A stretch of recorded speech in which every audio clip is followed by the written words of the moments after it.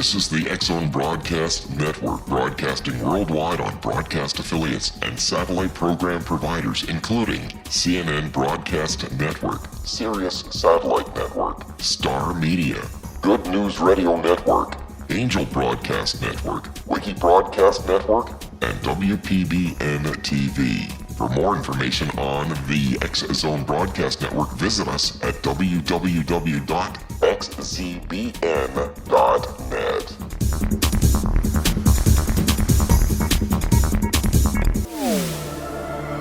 The X-Zone Radio Show with Rob McConnell is largely an opinion talk show. All opinions, comments, or statements of fact expressed by Rob McConnell's guests are strictly their own and are not to be construed as those of the X-Zone Radio Show or endorsed in any manner by Rob McConnell, Relmar McConnell Media Company, the X-Zone Broadcast Network, its affiliated networks, stations, employees, or advertisers.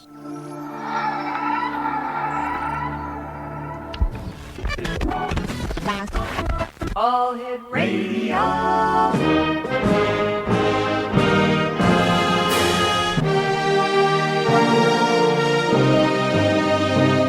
Welcome to the X-Zone, a place where fact is fiction and fiction is reality. Now, here's your host, Rob McConnell.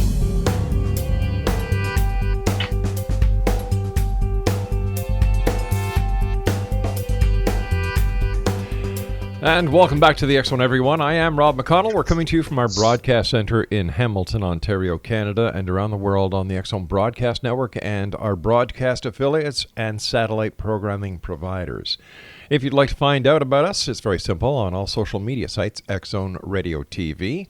Our website is www.xzoneradiotv.com. And for the X-Zone Broadcast Network, to find out all about our shows, the great hosts we have, the shows in our broadcast schedule, visit www.xzbn.net. We're going to be talking this hour about a new book that is just out. It's called Alien World Order, The Reptilian Plan to Divide and Conquer the Human Race. And it is by a gentleman I've had the pleasure of meeting in person as well as here on the show a number of times, Len Kasten. Len is a UFO researcher and freelance writer. He is a former member of the National Investigation Committee on Aerial Phenomenon and the Mutual UFO Network, a feature writer with more than 50 published articles in Atlantis Rising and New Dawn magazines, and the author of The Secret History of Extraterrestrials and Secret Journey to Planet Serpo. He lives in Casa Grande, Arizona, and joining me now is Len Kasten. And Len, welcome back to the X-Zone.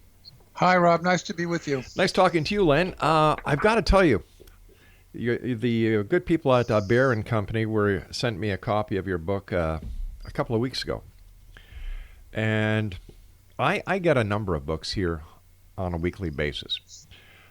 Your book kind of grabbed my attention, and I want to thank you for a couple of sleepless nights. Because instead of sleeping, I ended up reading your book. And that is not something I usually do, Len. But I know you. I know your passion. I know the way that you like to dig into a subject and totally exhaust any and every route before you write things. So why don't you tell us, first of all, a little bit about what was it that drove you to write your new book, Alien World Order, The Reptilian Plan to Divide and Conquer the Human Race? Well, the more I investigated the claims of David Icke and some others, I began to see the connection. But of course, the precipitating factor was coming across the book by Robert Morningsky, which is very, very difficult to get, and has not been published. So I had kind of secret access to it, really, and that was the key. That was the thing that pushed me over and made me decide to do the book. A lot of people have read the articles by David Icke and have heard about the reptilians, and the majority of people say, no way, no way. What did you find during your research? Are reptilians real? Absolutely. There's no question about it anymore. I mean, it's coming in from a number of sources. Anybody who goes on YouTube will get deluged with stories about the reptilians. Do you think there could have? I'm sorry for cutting you off. I didn't think that I'm sorry. I thought you were finished. But is it possible that the snake in the Garden of Eden was not the serpent that we associate snakes with, but was actually a reptilian? Well, that's my point of view. Yeah, I made Wow. that point of view in the book. Yes, I think so, because that particular account in Genesis of creation does not match with anything else. There were two distinct descriptions of the creation of the human race, and that one is not the right one. The other one that says male and female, he created them, that's the correct narrative. How long did it take you to write this book? Like, it's got great color plates in it. It's filled with information. What is it? I think it's just over 300 pages. Yes, right. 314 pages. Yeah. Yes, it took about a year, Rob. Was there Just about a year? Just about a year, and I know that you're a busy guy doing lectures. You go to symposiums, exhibitions. Where did you find the time to slide a book in?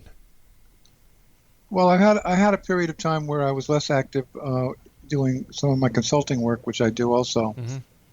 I do some software consulting as well, and it just fit in nicely into my schedule. But I was really determined to write this because I felt the timing. It was important to get this information out now. And as they say, for some reason, and I'm not sure why, actually. And as they say, timing is everything. Speaking about timing, my friend, you and I have to take a commercial break, so please stand by.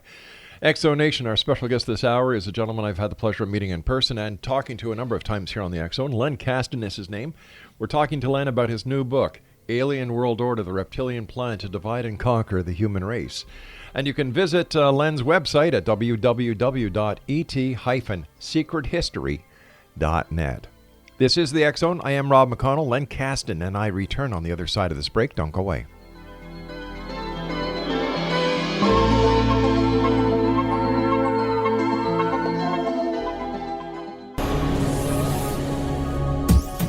This is the X-Zone Broadcast Network, broadcasting worldwide on broadcast affiliates and satellite program providers, including CNN Broadcast Network, Sirius Satellite Network, Star Media, Good News Radio Network, Angel Broadcast Network, Wiki Broadcast Network, and WPBN TV. For more information on the X-Zone Broadcast Network, visit us at www.xzbn.net.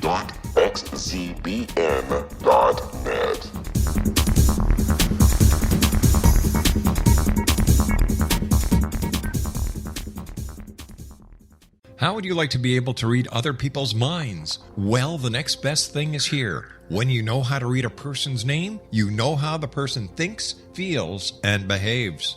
Each letter in our name holds a key to unlock our true essence. Our name contains both our gifts and challenges in this lifetime. Mnemology science discovers personality secrets hidden in the placement of the letters of our names, including the first and last impression people remember about us. Sharon shows us how to interpret the arrangement of letters as outlined in her book, Know the Name, Know the Person. Sharon Lynn Wyeth created mnemology science after 18 years of research and testing her theories, and has supported thousands of people around the world in understanding themselves and others better. You'll enjoy Sharon's unique teachings as she shares her system to learn the gifts behind your given birth name. Even if you don't like your birth name, there are jewels in this book. If you're thinking of changing your name, ready to name your child, or wanting to get along better with others, this is the book for you. If you'd like to improve your relationships and change your life for the better, get the book today, Know the Name, Know the Person, or visit www.knowthename.com. That's www.knowthename.com.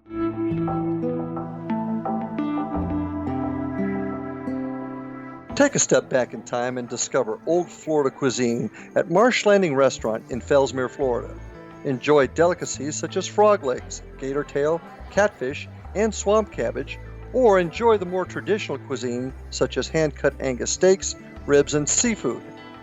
Join us for breakfast with a southern flair featuring sweet potato pancakes, biscuits and gravy, and much more. Planning a party? Marsh Landing's private dining rooms can accommodate groups from 8 to 80 people. While you visit, enjoy the historic pictures, artifacts, and stories that line the walls. Marsh Landing is truly a unique experience. Marsh Landing Restaurant, 44 North Broadway in historic downtown Fellsmere, or visit marshlandingrestaurant.com. Marsh Landing. Old Florida cuisine at its best.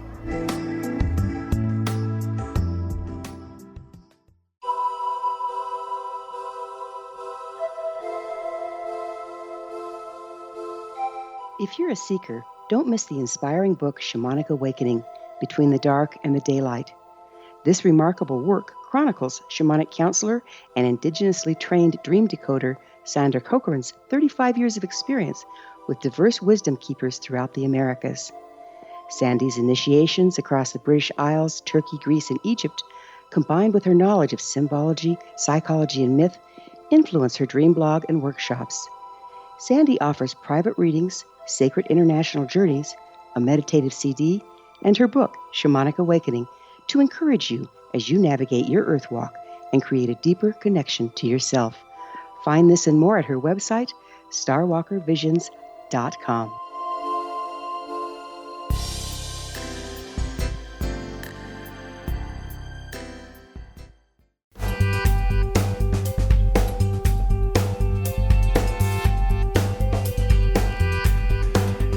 Welcome back, everyone. Len Kasten is our special guest. Len has a brand new book that is out. It's called Alien World Order, The Reptilian Plan to Divide and Conquer the Human Race. You know, long ago, the Galactic Federation sent the Atlantans, a fierce group of humans from the Pleiades, to Earth to confront the newest colony of the combative, ever-spreading alien race known as Reptilians. The ensuing battles sank the continent of Lemuria and drove the Reptilians underground beneath the Indian subcontinent as well as to Antarctica. Able to shapeshift to appear human, the Reptilians then infiltrated the Atlantean civilization, abducting humans and creating reptilian hybrids. As Len Kasten shows in this groundbreaking work, this technique of infiltration and hybridization prior to an all-out attack has been the hallmark of reptilian conquest throughout the galaxy. For more information on Len, his website is www.et-secrethistory.net. During the commercial break, we briefly talked about the book that was written by Dr. David Jacobs. Can we bring our audience into the discussion that we were having? Certainly.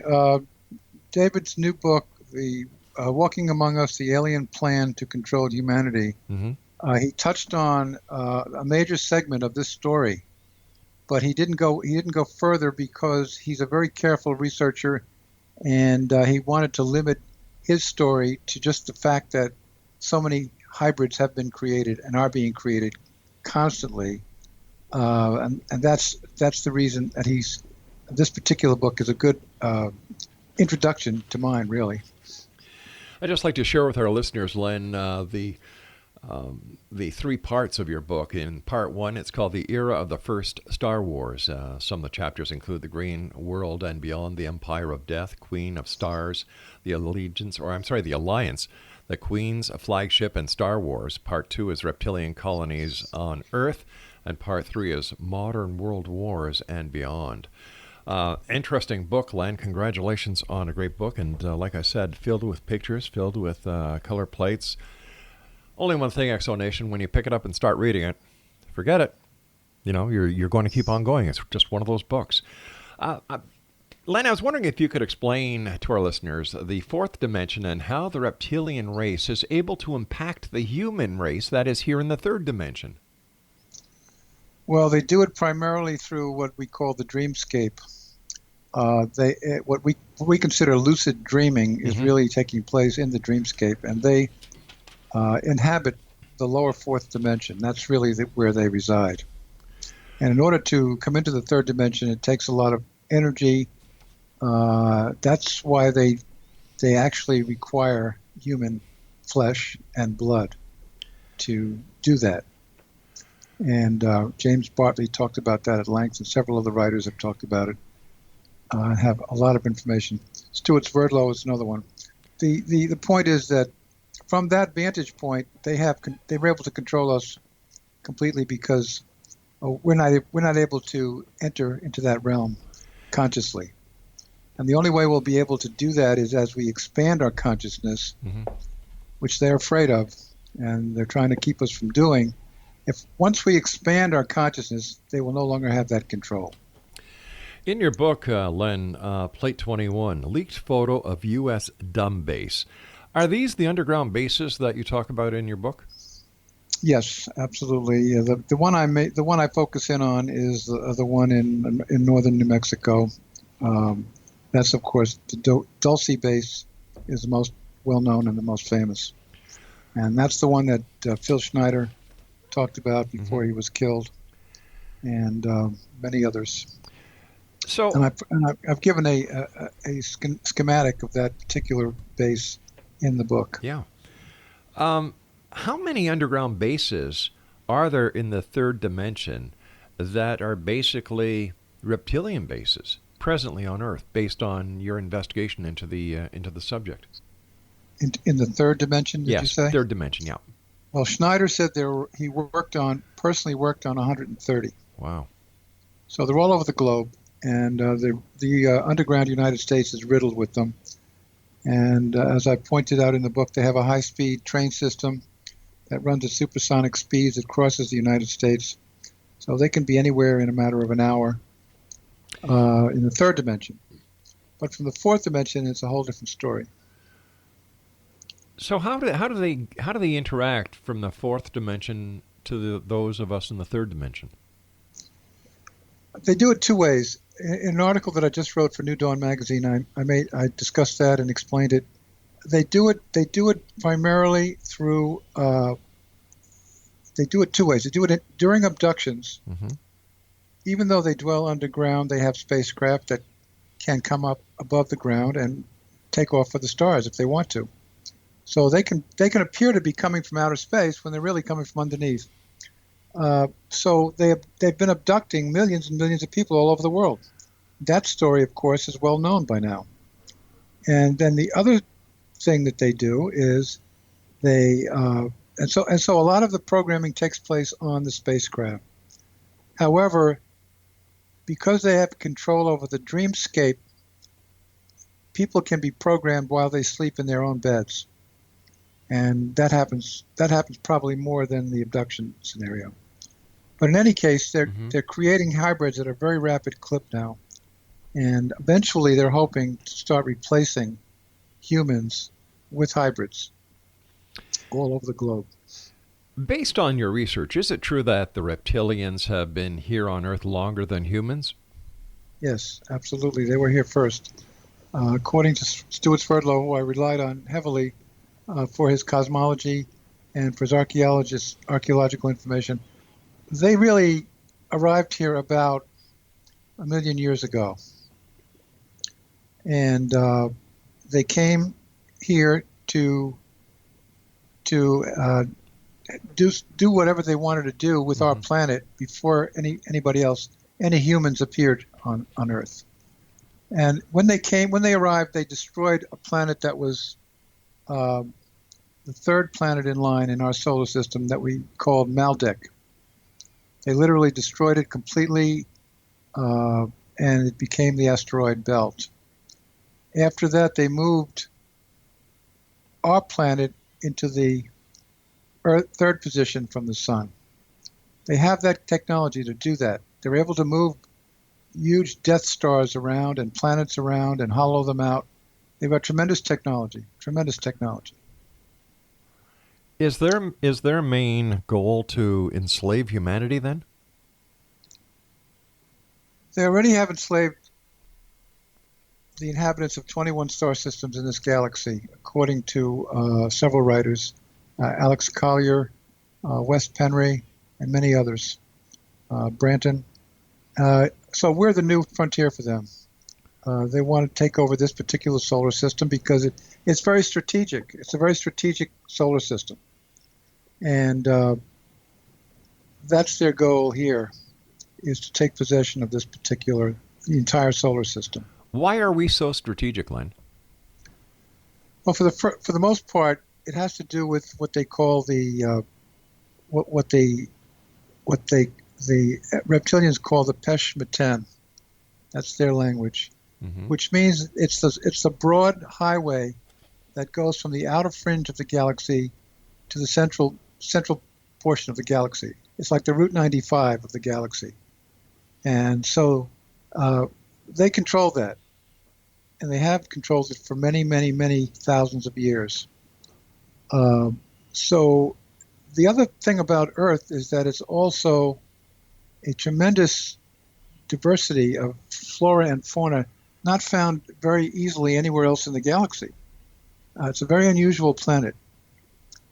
So this particular solar system is important to them, and for many strategic reasons. And that's probably their main motivation. Len, I was wondering if you could discuss the nature and makeup of the reptilian race. What can you tell us about them? Well, according to the book by Robert Morningsky, which is really my main authority, they have the ability to. Originally, they had the ability to fly. Actually, they had wings, and that's because Morningsky claims they evolved from a species of dragonfly millions of years ago, and that gave them the edge on their particular planet, which Morningsky calls the Green World, but really was a planet in the Draco star system. So he claims they evolved from the dragonfly over millions of years, whereas Swerdlow takes the position that they just appeared there, and we don't know where they came from or how they evolved. Just as we don't know how the human race appeared in this galaxy, which they did in the star system Lyra, many, many light years distant from Draco. So we were living, the humans were living in Lyra, the reptilians were living in Draco, and what happened was eventually, since they had very sophisticated spacefaring technology, they eventually encountered Lyra, they attacked Lyra, they slaughtered 50 million humans and destroyed 3 planets, and that was the beginning of the whole, let's just say, the whole struggle that we have with the reptilians. That was where it all started. What is the connection between the reptilians and the Nazi Party? Well, in the research I did for Secret Journey to Planet Serpo, I realized that the reptilians had helped the Nazis in many ways. And in fact, they had a colony under Antarctica for many thousands of years. Wow. And they invited their Nazi colleagues to have their colony there. So that was the connection between the Nazis and the reptilians. The Nazis built their base in Antarctica in 1938, which was even before World War II. And because the reptilians were helping them with their technology, and they were really connected. And so that's the connection. Apparently, the reptilians were backing the Nazis for several reasons. Fascism, in and of itself, is basically a form of enslavement of everyone else on the planet. Right. And that's basically the reptilian approach also. So they were the ones that were motivating the fascist takeover, and they hoped and thought that it would be worldwide. But unfortunately for them, it wasn't. Fortunately for us, it wasn't. Where do you think, or what do you think the stellar origin of the reptilians race actually comes from? Do we have any idea? Yeah, Morningsky tells us, and others have validated this, that it comes from the constellation Draco, which is about 300 light years from our solar system. Wow. And they inhabited several planets in the Draco star system, which is a very large star system, by the way. And so that's all we know. But Morningsky claims they evolved from dragonflies on their planet in Draco. We don't know that. It's a stretch. According to Alex Collier, according to Stuart Sverdlow, they just appeared in Draco, that they could have come from another dimension. They could have come from another time system. But we just don't know where they come from. We don't know where they came from. Len, stand by. We do know they were here first. That's all we know. All right, Len Kasten is my guest. www.et-secrethistory.net, and Len will be back with me on the other side of this news break, discussing his new book, Alien World Order: The Reptilian Plan to Divide and Conquer the Human Race. And it is published by our good friends at Bear & Company. This is the X Zone. I am Rob McConnell. Len Kasten and I return on the other side of the news. Don't go away.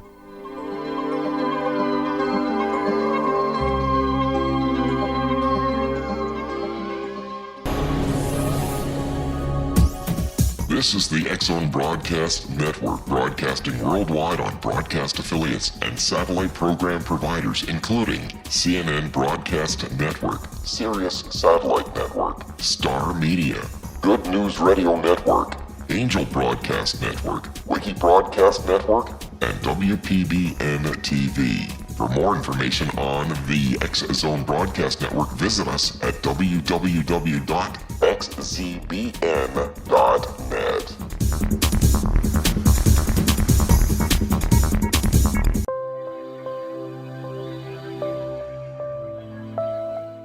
There's a legend shared by many indigenous cultures of a time when the nations were cast to the four corners of the world. Each nation was given a body of sacred knowledge that held a different portion of the truth to preserve. True reality could not be known until all the nations reunited, combining the information. If a single one was missing, the world could not be reborn and darkness would prevail. The Science of Magic Radio is dedicated to reuniting the sacred knowledge. With the understanding, none of us has all the answers, but together we can open new perceptions and possibilities. Through our combined vision, the world can be reborn into a place where darkness no longer prevails. Join me, Gwilda Wiyaka, and the Science of Magic daily on the X-Zone Broadcast Network, xzbn.net, or visit us at thescienceofmagic.net.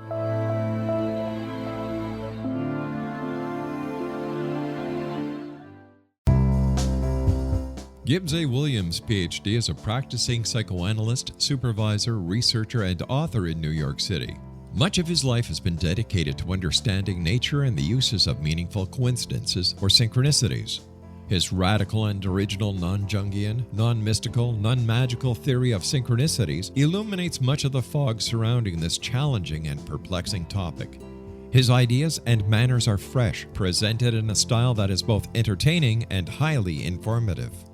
He is also an expert on crisis intervention, specially focused on violence reduction for the police and citizens, mastering anxiety, frustration, and stress without the use of medication, and effectively preventing and treating heroin addiction. Dr. Williams can be contacted at his email address at gwwilliamsny11@aol.com or visit his website at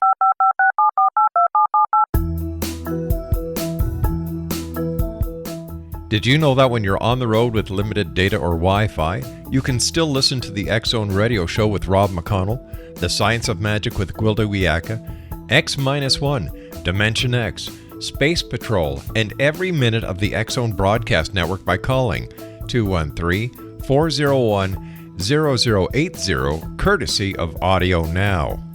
No smartphone, app, or internet needed. It saves your data plan and it's free if you have unlimited minutes.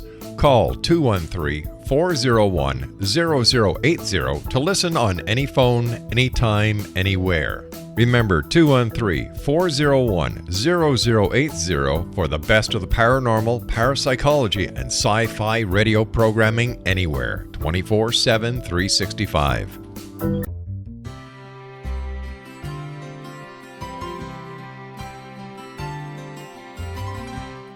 True healing must address 4 levels: physical, emotional, mental, and spiritual, for us to live joyful and productive lives. We tend to treat 3 of the 4, leaving the spiritual languishing. If you're tired of the same dysfunctional patterns cropping up in your life, Soul Balancing is for you. Trixie Phelps, owner and founder of Soul Balancing, is a naturally gifted energy healer trained in numerous esoteric forms, including shamanism. Trixie has created a powerful modality that safely and effectively clears your energetic field. A soul balancing session can remove interference, heal trauma, and restore your hope. Contact Trixie for a life-changing long-distance session today, www.soulbalancing.world.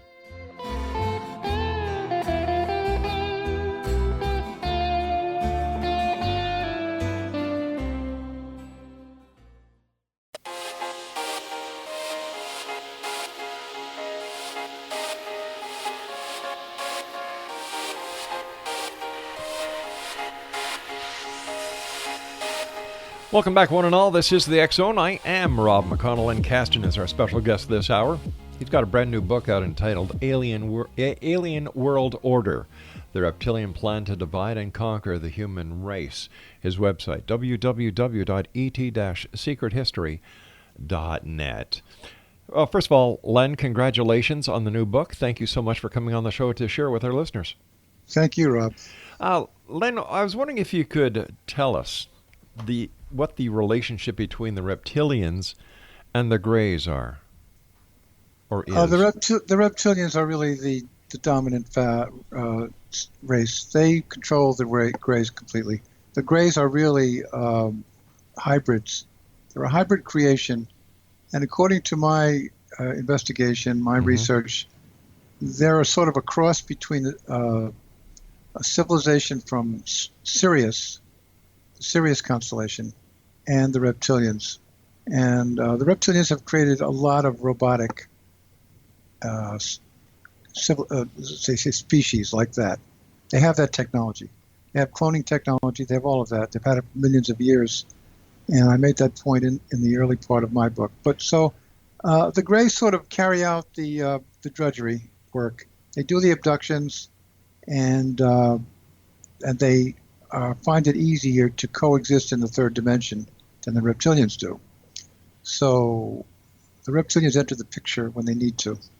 Gotcha. And I was wondering if you could explain to us how the reptilian bloodlines connect them to the Illuminati. Okay, according to David Icke and others, according to Sverdlow, hybrid individuals who have about 45% reptilian blood, they tend to be considered to be the Illuminati because they are given the best jobs on the planet. They are all very, very wealthy, and they control the banks, they control the media, they control us, period. They control what the movie with Keanu Reeves was in, The Matrix. Right. Because we live in the Matrix, and we live in the Matrix that they have created for us.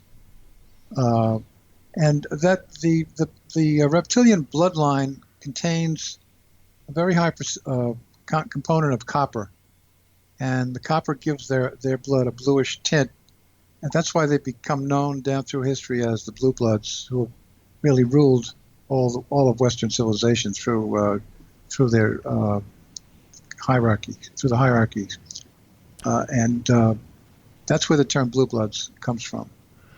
So, as far as their mission, are all reptilians evil and intent on conquering the human race?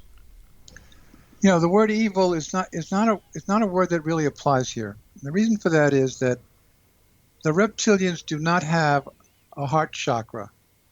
They don't have the ability to love at all. They're built just to be warlike and to dominate throughout the galaxy. That's all they do. In other words, when they explore a new solar system or a new planet, they're not going there to introduce themselves to the inhabitants and hope to have a nice relationship with them. They're there to dominate and to find whatever they can use and to use it for their own use, their own ends. That's just their nature. However, it's not our nature. Could it be said then, Len, that the reptilians represent another species in the universe, that the reptilians are their workforce, their army, and that the reptilians have the Greys as their workers? Is it possible that there is a higher hierarchy within what we know to be the reptilians right now that is yet to be discovered? It's very possible, but it's very hard to conceive of any civilization that would have as much power and as much domination as the reptilians. To be able to control 21 star systems and to set up a system that works to administer those 21 star systems, which I do discuss in the book, that takes a tremendous amount of development. And there may be species in this galaxy that are much more advanced than the reptilians, but we have no contact with them as enemies. We do know about the Federation, however, and that's a whole different story. We can talk about the Federation if you'd like to get into that subject now. Well, before I get into the Federation, once again going into your book, I love the color plates. Plate 1 is a reptoid warrior, and then plate number 2 is anomaly figures, 19,000 years old, and they definitely look reptilian. Yes, absolutely, they do. So No after question reading your book, Len, I'm starting to think that everything we think we know isn't the truth. Well, we've never really understood our origins, human origins. It's been debated for many. Certainly, Darwin did not have the answers. We know that. There's no connection for instance, between us and the species immediately preceding ours. So we needed answers to these riddles, and this is an answer. We know we haven't been on this planet very long. Sverdlov says 40,000 years. That the human, what we call Homo sapiens sapiens, is about 40,000 years old. That's when we were created. So the reptilians were here 200,000 or 300,000 years before that. It's a long and complicated story. Let's put it that way. Also, I'm sorry. No, go ahead. I'm sorry. And it's a very, very, very large galaxy, and there are entities much superior to us and much superior to the reptilians out there. And fortunately, we have a lot of them on our side and they're helping us. But they can't do it for us. All they can do for us is help us to expand our consciousness. And that's what they have been doing. And that's the key.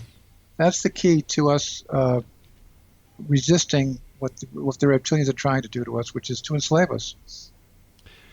In your book, plate number 8 is a painting of King Clovis. What is his connection to your book, Alien World Order?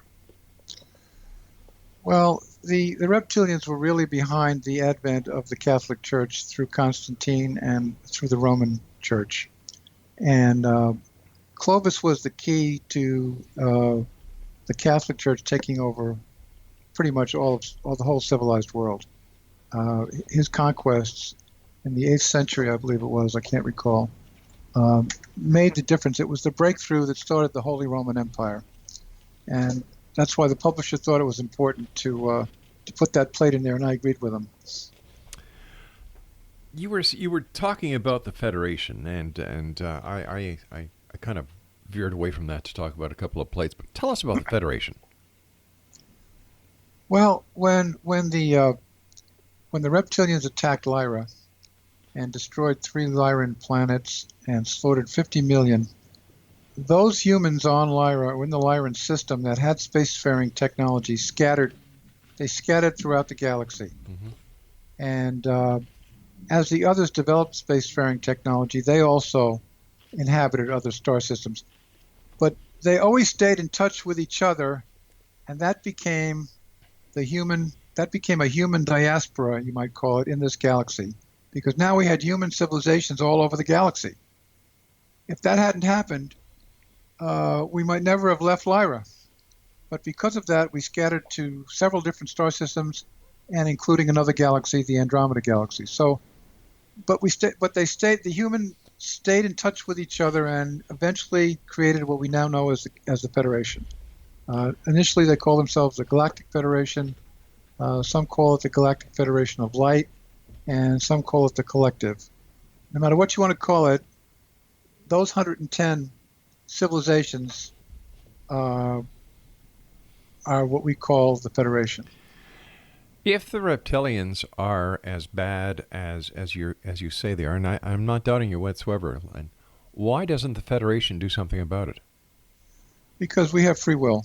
And they're hoping that we will eventually get to the point where we will not need their physical help or their, let's just say, military assistance, which they have the weaponry to destroy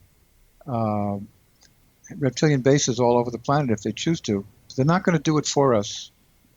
They're waiting for us to develop a point of expanded consciousness, at which point the 100th monkey concept will take over and spread rapidly. and also our technology. And once we've reached that point, the game is over. We don't need them anymore, really. We become part of the Federation. So that's what they're hoping for. They're hoping that we will do it ourselves. They're not going to do it for us. That's the ball game. Well, how can people listening tonight, Len, start to expand their own consciousness? Okay, for anyone that has the book, there is an appendix in the book. It's titled Appendix C, and my title for that appendix is The Path to Victory. The Path to Victory was written essentially by an extraterrestrial named Kyla, Khyla, who was from the Procyon star system. Procyon is a member of the Federation. They were a member of the Federation. However, the Reptilians basically enslaved them. The Greys did it, actually, and they became refugees. So Kyla is essentially a refugee from Procyon, and he's the one that wrote that particular appendix, giving us the key to how to win this game. And the way to do it is we have to expand our consciousness. And he gives us instructions as to how to do that, how to focus our attention on certain things, and how to make sure that we focus on the light in the galaxy, not the dark. And as we do that, as we grow more and more in consciousness, eventually the game will be over, because the Reptilians depend on us being dumb and dumber. They just have they do all they want to do is keep us dumb and dumber and keep our consciousness at a low level. Once we start to expand that, then that's it. The ball game's over. It seems that we're doing that on a daily basis when we are doing it. Yeah. Yes, we are doing it more and more, and it's seeing signs of it happening more and more. I'm sure that it can be accomplished much faster if everyone put down their iPad, their iPhone, and started thinking for themselves instead of being manipulated by the media, as well as the manufacturers of a lot of the software that is out there that is dumbing the Illuminati have given us these toys to play with to distract us from what we have to do, which is to focus on expanding consciousness. These are just games they've given us to keep us at a low level of consciousness. You know, smart cars, these smart cars do everything for you. I call smart cars make dumb people. Yeah, exactly. And smartphones, too. Exactly. Len, stand by. You and I have to take our final break for this hour. Exonation, Len Kasten is our special guest. We're talking to Len about his new book entitled Alien World Order, The Reptilian Plan to Divide and Conquer the Human Race. And if you'd like more information about Len, his website is www.et-secrethistory.net. Len Kasten and I will return on the other side of this break as we wrap up this hour here in the X Zone from our broadcast center in Hamilton, Ontario, Canada. To find out about all the programming that we have 7/24/365 on the X Zone Broadcast Network, and to listen to our live feed, all you have to do is go to www.xzbn.net.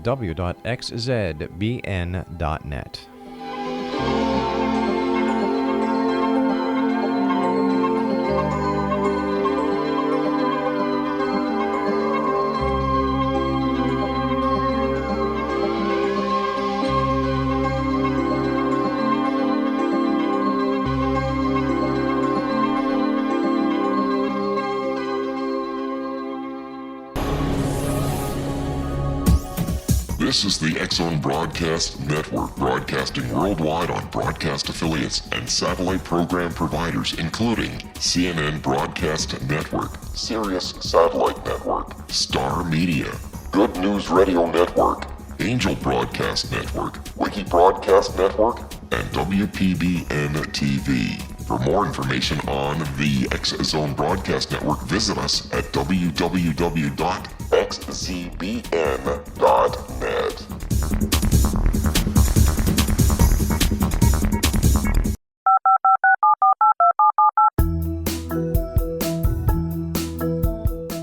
Did you know that when you're on the road with limited data or Wi-Fi, you can still listen to the X Zone Radio Show with Rob McConnell, The Science of Magic with Gwilda Wiyaka, X-1, Dimension X, Space Patrol, and every minute of the X Zone Broadcast Network by calling 213-401-0080, courtesy of Audio Now. No smartphone, app, or internet needed. It saves your data plan and it's free if you have unlimited minutes.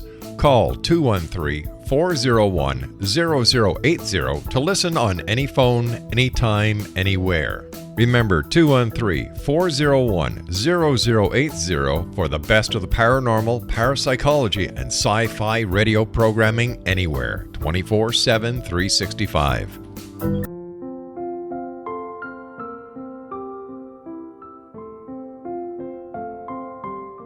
I am Dr. Carl O'Helvey, founder, president of a new cancer foundation focusing on evidence-based physical, mental, and spiritual interventions, including natural cancer cures, prayer, meditation, affirmations, nutrition, and other related holistic cancer prevention and cure modalities. These are used in cancer education, research, and financing care. I ask for your help to continue this important work by donating at www.holisticcancerfoundation.com.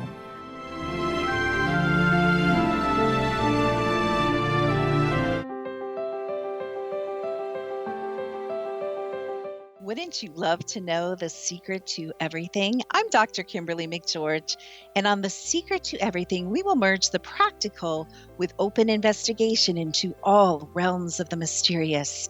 We will talk to cutting-edge alternative health practitioners, those who inspire and motivate you in business and life, and of course, we will share stories of the paranormal, conspiracy, and cryptozoology. You will transform because of the frequency I carry, the frequencies my guests carry. Life may never be the same after you listen to this program, for the secret to everything is for you, the listener, for those who desire more in every area of their lives and believe that it can still be found. Listen and discover thesecrettoeverything.com.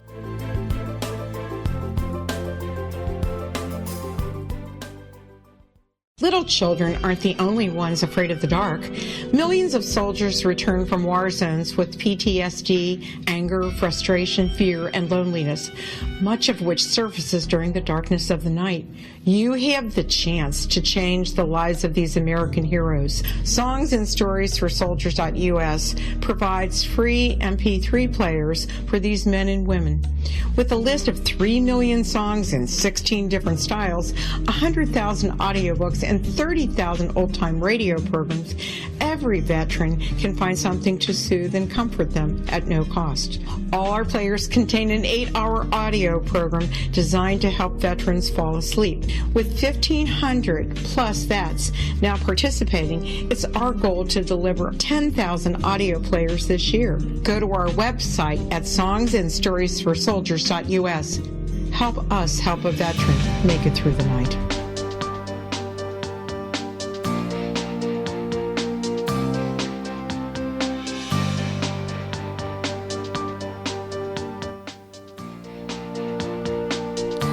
Len Kasten is our guest, www.et-secrethistory.net. Len has a new book out entitled Alien World Order, The Reptilian Plan to Divide and Conquer the Human Race, and it's available everywhere, online and offline. And once again, Len's website is www.et-secrethistory.net. Len, what are the major Illuminati organizations or groups that you were able to discover and expose? Well, primarily we know, of course, about the Freemasons, and probably that is their major organization. They have many others, but that seems to be the primary one. And most of the high Illuminati are at the highest levels of the Freemasons, up 33rd degree, and even above the 33rd degree. And they are let in on the secrets. Those in 3rd degree and below just get a smattering of innocuous information. But once they get up there towards the 33rd degree, which, by the way, Harry Truman was, and many others that we know of, they run the economy, they run the financial system throughout the world, they run the media, and so they have control our consciousness, basically. And they can produce the kind of propaganda that keeps them in power and keeps us in the dark. Would you say that the new president of the United States is well aware of these reptilians and the Illuminati and who's involved and what they're up to? I don't know what he's all about at this point. I do know that, of course, being a billionaire, he's up there with the rest of the Illuminati, who are all extremely wealthy. He seems to be a rogue. He seems to be a renegade, but that may be just an illusion. I don't know. Yeah. I don't know. I do know that certain times when he's been photographed sitting in a conference, he has his fingers and his hands in the traditional Illuminati signal. Really? His fingers, yes. So that made me think that probably he is Illuminati. Yes. What, weren't there several pictures of George Bush with the hand and finger signals of the Illuminati taken throughout his presidency? Yeah, the finger signals where they show the two horns. Yeah. Bush has been photographed that way many times. Trump has not. Trump makes a small circle with his hand, and that's also another one. You notice that whenever he gesticulates when he's speaking, he makes these small circles with his fingers. Yeah. But he also, when he's sitting down, he makes a triangle with his two hands, and that's a classic symbol of the Illuminati. Well, I'm sure our audience is going to pay a lot more attention to the president when he's speaking on television, thanks to you, Len. How do the reptilians connect with transhumanization as well as the new artificial intelligences that are being brought forward these days? That's part of their long-term strategy, is to create robotic individuals.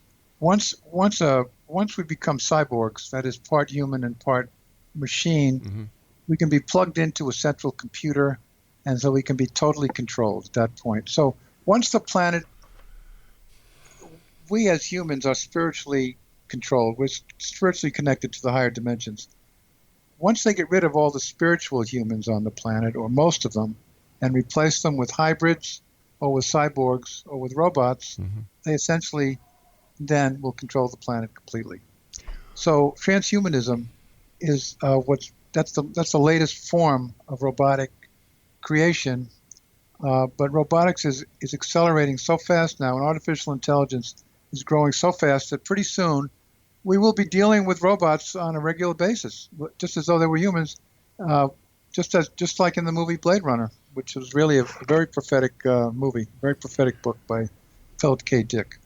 It sounds as if we're talking about a mixture of Blade Runner as well as some other movies, including Star Trek with the Borg, the collective.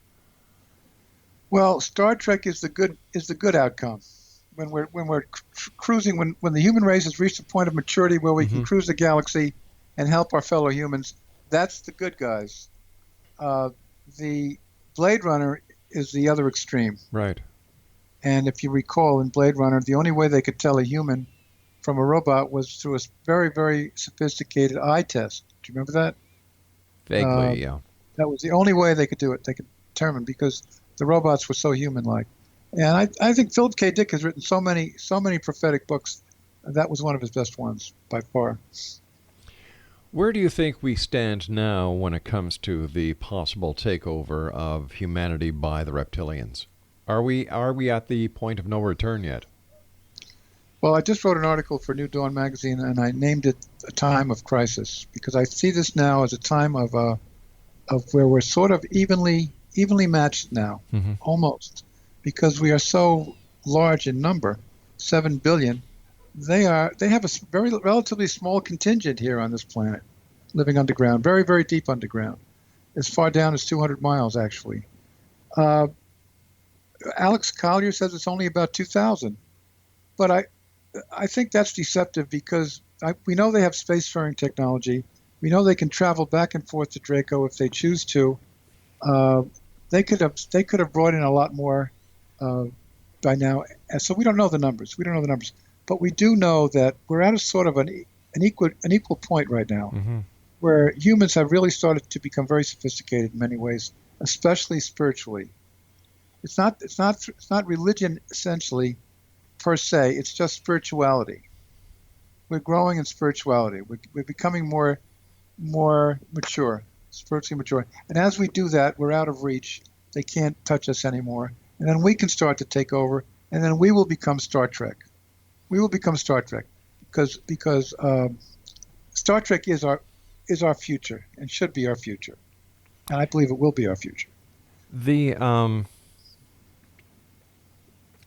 reptilians, could they be looked upon as the Nephilim in the Bible? Is the fallen angels? Yes. You mean the fallen angels? Yeah. They could be. Yes, they could be. And I think they've been confused with them. I think there's a lot of confusion. I don't think Sitchin really had the right story, by the way. Okay. So he didn't really talk about the reptilians because he didn't know about them or he didn't want to get involved in that story. I don't know. I do think that since the reptilians can be very, very tall, up to 18 feet tall, that they could be considered giants. Yes, possibility. But I don't know for sure. I can't answer that question, really. Do you think there's any connection between the Sasquatch or the Bigfoot and reptilians, or are these two different species? I think they're two different species. I think the Sasquatch were here, like the reptilians, for many, many thousands of years, probably living underground. I don't think they come from another planet at all. And when it comes to the, let's just look at some of the most recent UFO cases, and let's start at Roswell. Was Roswell a crash of a reptilian gray ship? No, I made that point in my book, Secret Journey to Planet Circle. They were aliens from the star system Zeta Reticuli. Ah, okay. And they were nice guys. They've never abducted anybody. They're not trying to control us. They were simply here to explore Earth and our solar system and to bring back with them body parts if they could find them for their experimentations in biotechnology and all that. But they're not our enemies. In fact, they have helped us a lot with our technology since Roswell, and we have actually traveled to their star system on alien spacecraft. So that's a whole different story. Whole different story. Yeah, because it's, I'm sure people are listening tonight and they're saying, my gosh, reptilians, grays, UFOs. How could the government and other world powers deny the existence with so much evidence out there? Well, they're very good at keeping that under wraps. They can the way they color the news and color the media, the movies that we see and the TV. They have a way of making it seem all harmless and ridiculous. And by ridiculing, every time an announcer on television mentions a UFO or an alien, they snicker. Have you noticed that? Yes. There's always that little snicker that goes with it. And the little laugh, as if to say, if you believe this, you're crazy. And that's what they do. That's what they do. They've done it for many, many years, and it works. Hitler was able to keep people propagandized through similar techniques. The way he talked when he gave public speeches, the same idea. They're very expert at that. Len, we've got about 30 seconds left. What's your final message for the listening audience of the X Zone tonight? I think if they do buy my book, and they can get it anywhere, they should read that last appendix called "The Path to Victory," because that's the key. That's the key to the whole story. And since it was written by an extraterrestrial, I think that should be of great interest to them. It's the key to how we can overcome their control over us. That's what we need to do. Can I say it's the key to survival? As a species, you mean? Yeah. Yes, not as a species, because humans are all over the galaxy now. It's key to survival on this particular planet, this particular solar system. Len Kasten, thank you so much for joining us, Len. Always nice talking to you. Take care of yourself. Congratulations with your book, and I look forward to the next time we meet back here in the X Zone. Thanks a lot, Rob. It's nice talking to you. Nice talking to you too, Len. Take care of yourself. X Zone Nation, Len Kasten has been my guest this hour. His website is www.et-secrethistory.net, and Len is the author of Alien World Order: The Reptilian Plan to Divide and Conquer the Human Race. It's published by Bear & Company, and it's available all over the place, online and in your favorite bookstore. I'll be back on the other side of this break. Don't go away.